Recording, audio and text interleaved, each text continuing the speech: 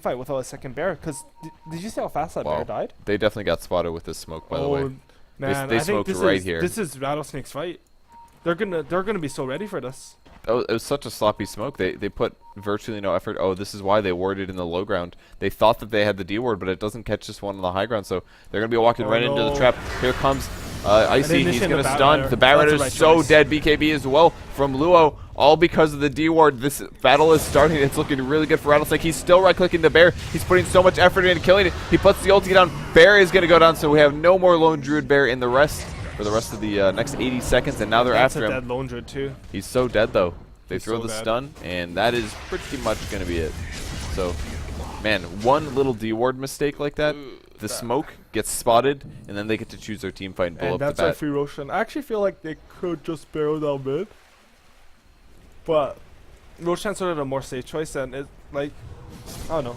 You solidify your advantage, you can win the game in 2 minutes, well, 100%, whereas maybe it's only 80% that they get a Raptor. Wow, good game is called. GG's called. I mean, they don't want to play it anymore. They're like, okay, yep, they're going for Rax, or they're going for Roshan for sure. They're going to come in for a push afterwards, and they're just going to call it. So it's going to be a 1-1 game. Rattlesnake pulls back and takes game 2 versus Vici Gaming. Really nicely played by them. They picked some weird heroes. Shadow Fiend not played that often, but it actually worked really good. Their ability to kill the bear was seriously impressive this game.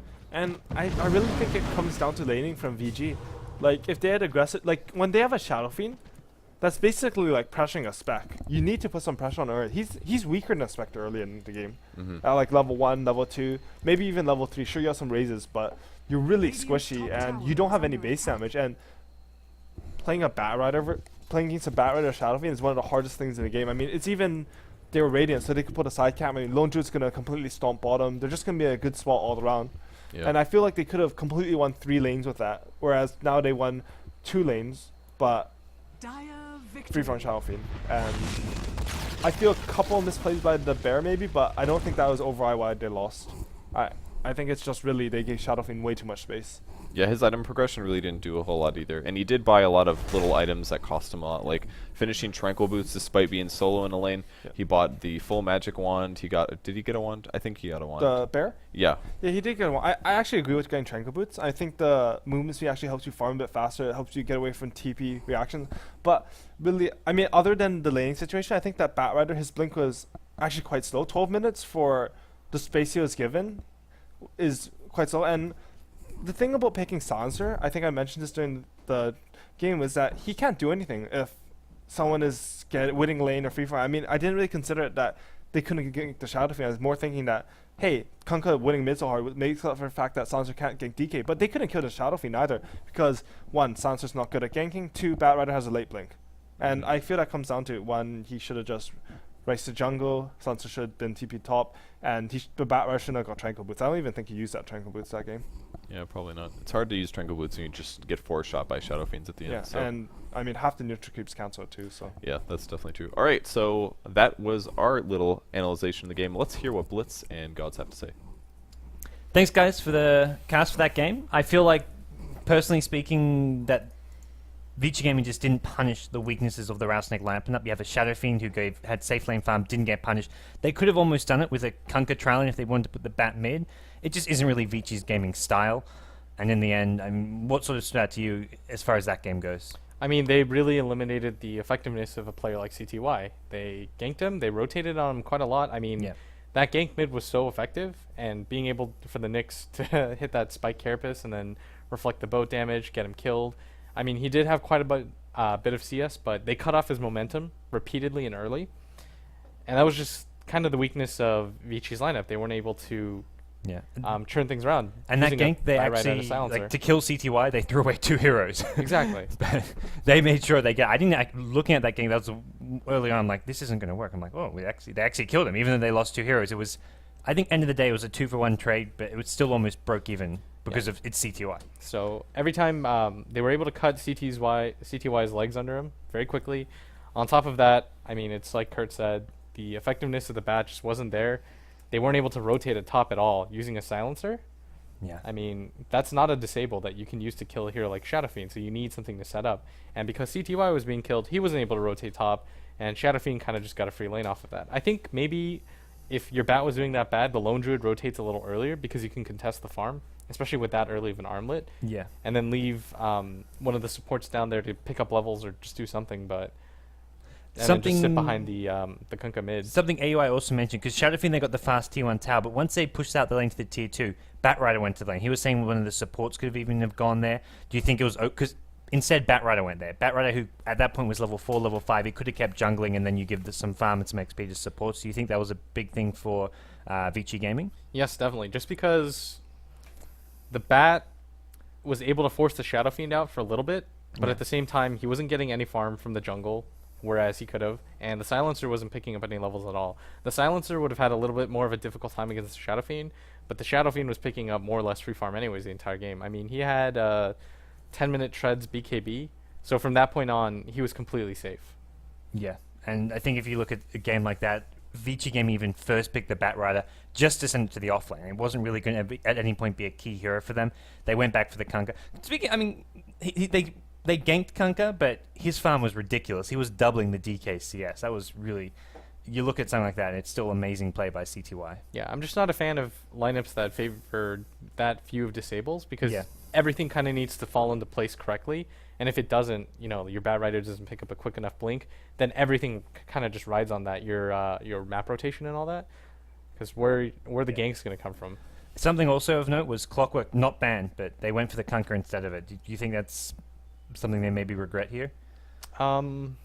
I think they just wanted that team fight lineup. You know, the Bat blinks in, grabs somebody, then you torrent boat on top of it because they'll rotate to help him, which is the correct decision, obviously. And then you global silence as soon as that happens. Also, I think once the BKB was picked up that quickly and the Bat was struggling, if he was going to go on the mag, then I think they should have waited for the Silencer to pop his global after the SF popped his BKB. Because they had no way of dealing with that. They had to run away as soon as Shadowfiend popped his BKB. I mean, they just had a lot of difficulties all around. I mean, if we're criticizing this many holes in their lineup, then clearly something went wrong. Well, hopefully they patch up some of those holes. We'll be taking a quick break now, guys. When we get back, we'll be back with Game 3. This is the decider, the International 3, $2.2 million. Winner of this match is going to Seattle, either as a wildcard team to take on DD or as an actual participant. They've got to go through LGD game in the grand final. So everything at stake. Essentially, this is the biggest game coming up right now of these two teams' career almost. Yes. I mean, maybe you could argue for a player like ZSMJ. He's had bigger games in the past back in Dota 1, but all of these other 9 players have not had a bigger game in their career. This is to go to Seattle. This is to get a chance at $2.2 million. Yes. Not to be understated at all, the gravity of the situation. So I'm sure everyone will bring out, you know, whatever strategies they have, whatever they can do. Everything there. Lay it all on the line now. I mean, it's not even about hiding strategy. You just got to win this game 3. Rattlesnake, we've seen all kinds of strategies. Wondering what they have. I'm wondering if they're going to keep banning out that Wisp. They've been banning the Wisp in the first stage every game, and it seems they just don't want to let Vici Gaming grab a hand on that. They're just comfortable doing it, so they'll continue to kind of attack that. And then, I mean, Rattlesnake has had some pretty interesting drafts. The way they play, I really enjoy watching, actually. I thought they looked kind of sloppy. I mean, a little bit, but they've really picked up speed. Picking apart a team like Vici like that in the second game.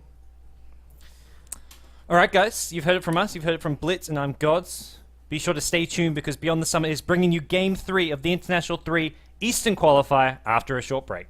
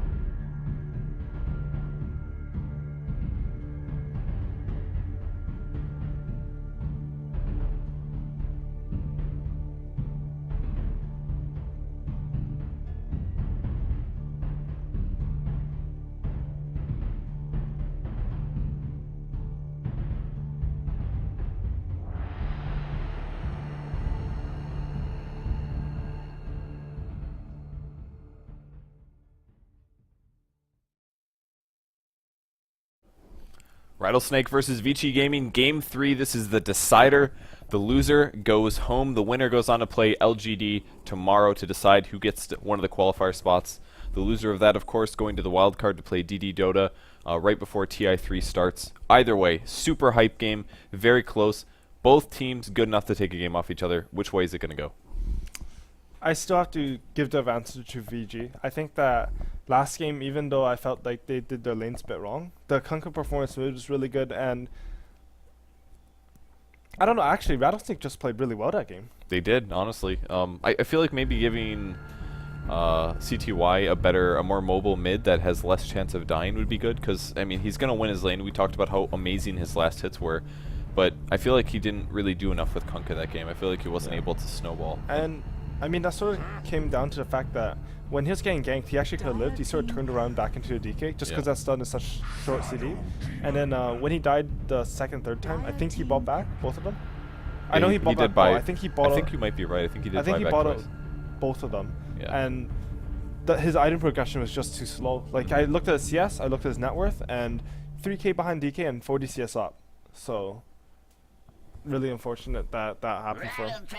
So we actually do see a Shadow Demon sneak through the first round of bans. Surprising to see him getting banned so much now, but really solid players can save allies quite easily using Disruption. So Lone Druid, Shadow Demon, they get another ban, another pick, excuse me, and it's going to be Kunkka on Rattlesnake this game.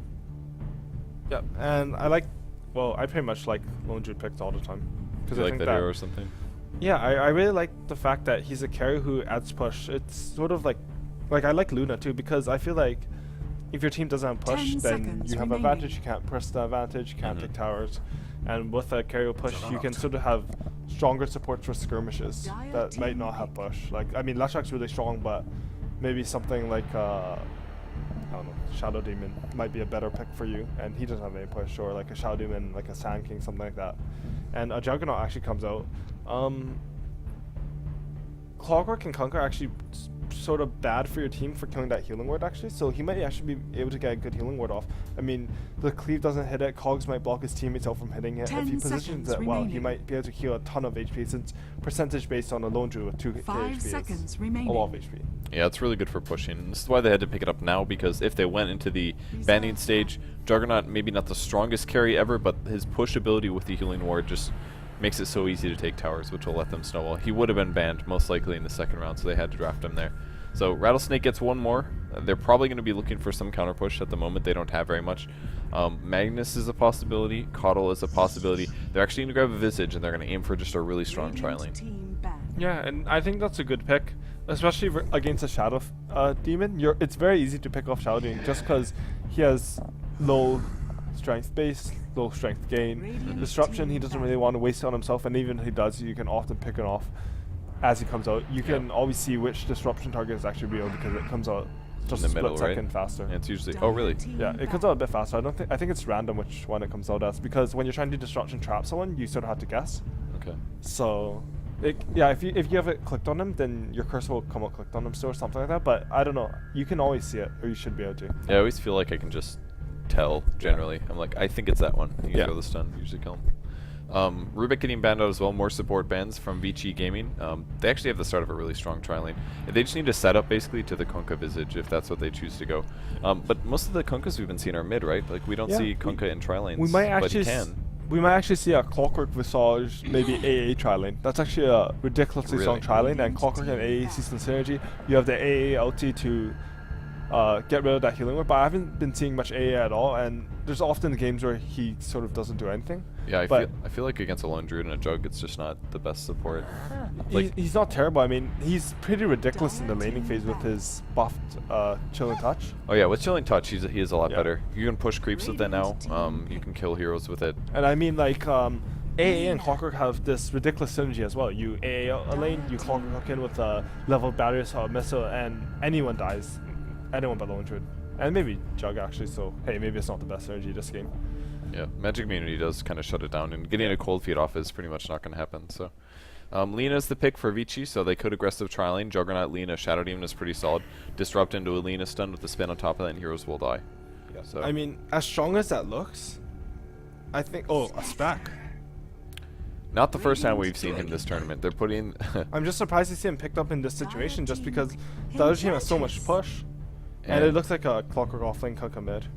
Okay, so Clock off lane, Kunkka mid, Spectre, Enchantress, Visage tri-lane. Relatively strong. They can take an early tier 1 tower. They can kill the bear. It's not the easiest thing ever, but they do have some push power. So I'm assuming since their counter push isn't good at all, their counter push is actually pretty terrible. I think that the best they can do is trade early towers. And at least they have some option to do that with Enchantress. And yeah, Enchantress is very good for that. And I'm actually curious to see the CTY Dragon Knight versus Kunkka matchup and how well he'll do in that. Last game, he doubled the Dragon Knight CS. Well, this is how we learn who is really the best mid player. And he actually got Pua to Tango. I don't know if he got Pua to Tango last game, but actually really helps. And wait, okay, there's 5 manning. Okay, so it is an aggressive try. I actually expected them to defensive, just because Enchantress is so ridiculously, stupidly powerful. Yeah, she is great at level 1. And they give the wards to the Lone Druid actually, so maybe they're just 5-manning to secure their Jug a little bit of space. But I think in that situation you would give the Jug at least a bear, or I don't know, give him a ward or something. So they're probably just aggressiving off this, which I really don't like here. They will be running in the enemy team. They have 4 sets of observer wards at the start, by the way. So Lina has them, as does the Lone Druid. He's expecting to be against Clock, I believe, since he only has 1 Tango. So hopefully that lane sets up for him. I mean, I might be wrong here too, just because Spec is quite weak in lane. And you do want to apply some pressure to the Spec. Maybe it's just because that they're remembering that Shadow Fiend game, how they didn't pressure him at all, and he just went out of control.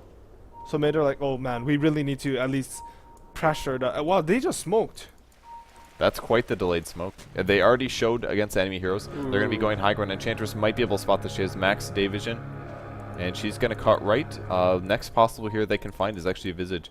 He's at an okay position for getting sighted. Here comes the range. Disruption. Yes, they do grab the disruption. Here comes the Lina stun. It's going to land just on time, and a spin on top of that. They're going to block him in. And that is going to be first blood. He almost surges out, but the illusions are able to kill him. So first blood goes to Shadow Demon. Good smoke. That's actually very smart because they sort of expect that to start there all together, and then they separate to go to lane. Yeah. So then you can usually get that smoke gang off. And they place a sentry ward toward the pole, which I like because observer ward is probably just going to get countered and lose them some vision. And Lone Druid he put a ward on his side because they expected Enchantress to actually jungle the Lone Druid side. This is actually very smart by them. We've seen this quite a bit where... And they did predict it because she's over here. And this is the way she'll go in too. She'll usually dive through here or through here. Yeah, and this is actually looking pretty good for VG, as long as Zedos and Drake can sort of silo it. What does that mean? You didn't see this game as Lone Druid? Oh, you need. I've seen a lot of Lone Druid games. I don't know. No, you need. Oh wow. Oh, the gank's actually mid. CTY is gonna get killed. So the ward covering the Lone Druid, but he was really low HP. He actually was just waiting on the Tango. He's like, I'm not gonna get killed. Yeah. And he had his bottle coming, I think. Yeah, he did. And they actually have to pull him a TP scroll. So they put him a Tangle and the TP scroll. That's gonna sort of cut down the supports. They also had to buy a fast courier. They bought sentry and obs. Their supports really have very low items right now. Yeah, that might cost them a lot. But on the bright side, the Spectre's sitting way back. The sentries, oh wow, they're actually, look at all this dewarding going on. This one's going to be really tough to stop, though, because it's actually hidden in trees. Yeah. And I think it's within range here, just barely. So more likely than not, the sports will take this out. I really don't like this, though. They spent 2 sentries on the Dire. Wow, they just smoked. Whoa. Is he going to break it? Oh, wow, that was like 100 range away from breaking it. The Visage surely saw that. The smoke flew right over his face, I think they actually fixed that. If they smoke from fog, you don't see the animation anymore. Okay. Yeah. So... Or maybe maybe you're right. He might just be going for rune, or they might have seen it. There's the torrent. The Lone Druid takes it, so Bear grabs the rune. Kunkka's gonna have to go bend empty-handed. That's not the big loss though. He's actually got full bottle charges, so not too bad there. I actually would have liked the ward from the Silver to go over here. On this hard camp, which ward? The ward to go right there, because then it blocks the hard camp, which you're not going to use anyways, and then Enchantress can't really dive you with 2 creeps early on. And it also sort of tells you if Enchantress is on the right side of jungle or the left side, because then Kunkka can, or sorry, Dragon Knight mid can play a bit more safe. And unfortunately, we saw him go down to the Kunkka and auto attacks, and Enchantress auto attacks. Well, these supports are still waiting for the kill mid. They could initiate. No boots on Kunkka, so. But Enchantress is actually shifting over. She's going to be the first ones to spot him as soon as she goes high ground. Those are level 1 supports. They can't even kill the Enchantress. Yeah, there it is. They just spotted her. She's too sprunky and fast. Yeah, man. She just has to say sprunk a couple times, pop Nature's Attendance. There's no way they can kill somebody solo. They need a 3rd nuke. And the Visage is actually stacking the small camp. This is going to be very nice for Enchantress to catch up. The one thing about doing the enemy jungle is that when you gank like that, sometimes you lose a bit of farm, and the supports were missing so long that she thought that they were rotating to their own jungle. So she had to actually get out of there. You lose some farm there. And she actually has a center creep going bottom, microing at the same time. They're going on ZSMJ here. But Center Sun is going to land on him. Taking a lot of right-click damage. Great cogs as well. But there's some creeps in here as well as the bear. So he's doing his best to run away from this. It's going to run out. Needs probably 2 hits left over. The Tango's not enough. And Kabu able to get it. Man, the roaming from this Enchantress early game has been absolutely fantastic. It's paying off really hard. Yeah, Rattlesnake is looking like they're in a very good position. That kill on Lonja is actually huge, and usually Clockwork doesn't win that, but you throw an Enchantress down there and you're in a good position. One thing that Lonja did do that was smart was that when you're stuck in the cogs, he didn't A-click anything. Because he didn't A-click the clock. Creep aggro or what? Yeah, because then the creeps would have aggroed to him, and possibly that would have caused his own creeps to aggro to the enemy creeps, and they might have moved away from Battersol. So a valiant attempt by Lone Druid, but unfortunately still goes down. And the center is still harassing the Shadow Demon. It's so cute. He stomped him. They're going to be able to control the DD rune though. And the fact that Lone Druid dies here means that they have to break that tri-lane top. And Spectre, sure, not the best start, 5 CS, but it doesn't really matter, to be honest. Oh, she misses a big wild game. That's unfortunate, but she's getting some extra farm here. Anyways, and that's actually really unfortunate because the Radiant creep got it, so she didn't get any EXP or sales from that. That's a big loss. I mean, it's not too big, but it sort of hurts when you're at 6 CS. I mean, I said it didn't really matter, but she'll catch up. But you know, when you're catching up, you need everything to be very efficient, or you're not going to catch up. Yeah, getting those little timing windows of boots picked up before the gank comes or things like that can make the big difference. So for sure. And the one thing going for her though is that both supports have actually had to rotate. The Jug can't pull this lane back right now, and man, if I think we look at our gold tab, there's already in the Radiant's favor. Okay, EXP is far into Dire, which is I expected gold to be more even and EXP ahead for the Radiant, but apparently that tri lane really did a lot of work. I mean, I guess I should have realized that when Jug is 20 CS ahead, but those rotations have just been so nice by the Enchantress. Yeah, and she's been farming a lot. She's actually picked up level 4. The Visage looks like he's been actually pulling and stacking a whole lot. Yeah. Even though he did get first blooded. I mean, Spectre's got solo EXP. She's level 5. That's pretty much matching Jug, but the supports are still 1, I believe. Yeah, I completely forgot about that first blood. And Dragonite uses ulti in mid. He's just going to harass Luo out. The Torrents should miss here. And I think he can just apply pressure. I really like this. Just popping his ulti, applying some pressure.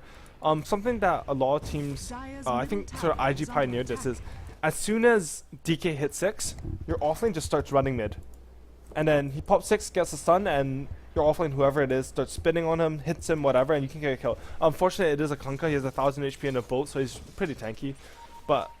And there's a rotation coming in here for Kunkka. He's already level 6. Wow, he has level 3 battery, so he gets disrupted, but not the right hero. The boat comes in, and that's an easy kill for Kunkka. That was a pretty big misplay by Shadow Demon. I think they may have killed DK anyways, but battery assault hits while you're disrupted. Yep. There's going to be a pretty obvious boat torrent coming in, so he should have probably waited for the torrent or the boat to come in and just disrupt the DK. At the very least, he would have wasted more of Rattlesnake's time. Yeah, it really absolutely provided nothing. All it did was really kept Clockwork from taking more damage, so not a good situation. And bottom, they can actually TP on this if they call him. He is going to transform though. The bear actually can't recall into the inside, so no right clicks on Kabu extra, but he's going to be ready for his life. Oh, first hit entangle, really nice pickup. And he's actually leaving his bear behind. This could be bad. I actually felt like they should have TP'd on that. They could have killed ZSMJ. He only has 400 HP. Visage TP would have killed him. Spectre just hit 6, so unfortunately she didn't have Haunt yet. I mean, that goes back to the Wildkin. If she had killed that Wildkin, she would have had 6 there, and Lone Druid would have been dead. Yeah, that's a really good point. So, I mean, these are small things, but they really do add up. And another death on Lone Druid, and Rattlesnake is actually looking dominant. But on bot here, they're trying to get in Tango. Cast your root. Yeah, Juggernaut's also ganking for the mid lane, so he's hit level 6. He's looking for Enchantress. And she's a pretty good target, actually. She is even getting a level of Untouchable, and I really like this, actually. I think Untouchable is fantastic now, but the problem is that you kind of want HP as well. Yeah. So it's this weird, hard balance. Do you want more enchant levels for the extra slow? It's pretty good against the bear. Clockwork goes down the bottom. He manages to root him into a Lina stun. Okay, he was bottom. Okay. So, one build that I've been experimenting with, and a couple of other players that I've seen, is that you only put 1 in the heal. For Enchantress, and you get a couple of stats with Untouchable. And mid. Yep, looks like he's in a little bit of trouble. Spin. There's the stun from the Dragonite. Spectre's actually going to ulti this though, so some Desolate damage is being done.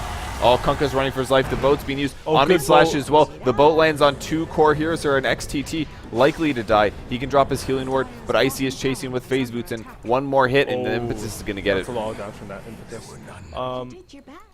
I don't agree with Oh, the Shadow Demon gank, so sick. Oh. That's solo EXP as well. He went all the way around for that one, gets it with a level 2 Shadow Poison. The Shadow Demon just killed a Kunkka. Yeah. Yeah. Pretty sick plays. Sick.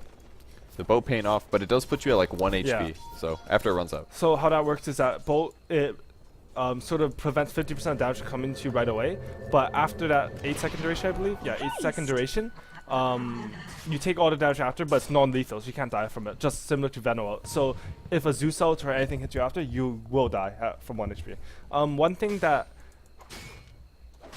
I would have liked Enchantress to get a couple of stats instead of that heal, this game especially, because she's not maxing Enchant, which I sort of like. That's a sort of more of a preference thing, but she doesn't really have the mana to support using a high-level Nature's Attendance and some impetuses.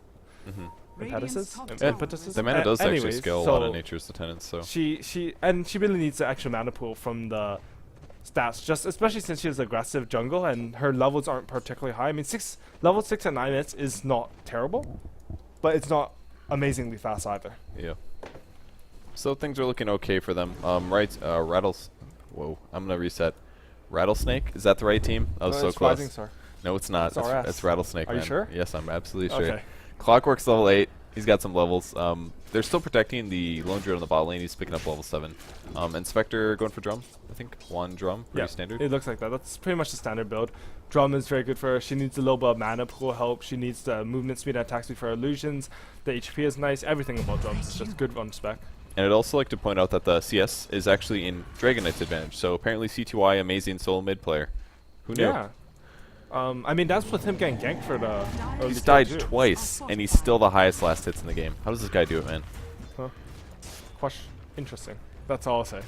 And Kunkka died once. Oh, bot lane. He hooked in on the Juggernaut. Jug spins out. They have the healing ward. That tower is a dead tower. Can they deny it? Nope, Oh, they don't get that a was Dragon Knight pretty able to close, take it. actually. Yeah, it did look similar. Almost coming at the same time there. I mean, this isn't even bad for Rattlesnake, just because they had that Spectre free-forming top.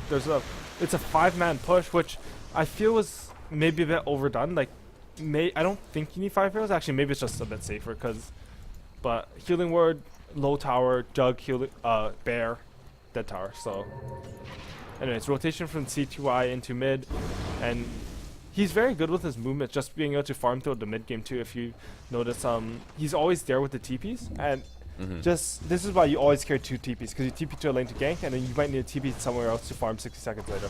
It's very important that your movement is correct like that for getting farm, because otherwise the tower is going to soak up a lot of your EXP and farm. And one thing that is happening for Rattlesnake is that Spectre is now caught up to Jug in CS. We saw before that Spectre had 20 CS behind the Jug, but now she's 3 ahead. Yeah, it's mostly because Vici Gaming has been grouping up so much and pushing, and Spectre hasn't left the top lane yet. Has she even popped Haunt yet or gone somewhere? Yeah, she went mid. If you That's remember, right. There was a big team fight mid, and that was a really good Haunt too. I think she got the kill, or no, she got assist on it. But oh yeah, that's right. The impetus finishes it, but a solo AOE goad is very similar to a kill actually. It's like